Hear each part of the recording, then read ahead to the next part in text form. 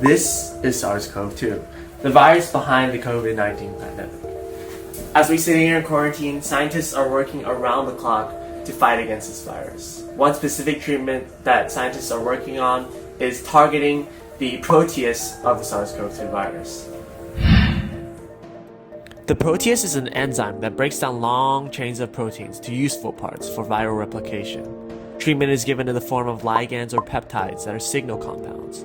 They bind to the protease as inhibitors, telling it to stop what it's doing, essentially halting the viral reproduction cycle.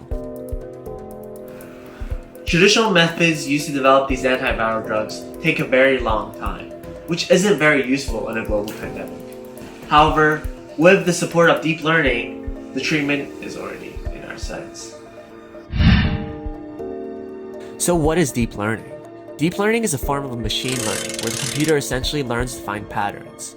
In the case of the SARS-CoV-2 virus, scientists use a convolutional neural network, or CNN, to identify the most effective compounds to inhibit the protease.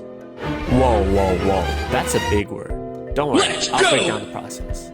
Since a protease is a protein, RNA from COVID-19 patients are first translated into amino acid sequences. These sequences are then encoded into an image-like format that represents the SARS-CoV-2 protease. This format is used as the input for the convolutional neural network, a type of deep learning best used to analyze image formats. So how does a CNN work? Let's say you want a CNN to find the best haircut for a certain face. The CNN will be first trained with data of many other human faces, with the best haircut for each face. It analyzes this data and creates a model with functions and processes that it uses to find the best haircut for the features of the face.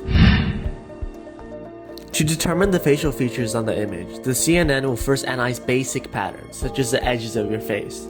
Then it will use those simple edges to form more complex patterns, such as corners and angles on your face. Then it will go even deeper and take those patterns to identify common features of the face, such as the nose or the mouth. It may even go deeper and find the cracks and crannies of the nose. The depth of how precise it goes depends on the program. Now that it knows what the face looks like, it uses the training data to find the best haircut for the face. Now just imagine the faces as proteins, and the best haircut as a best drug compound.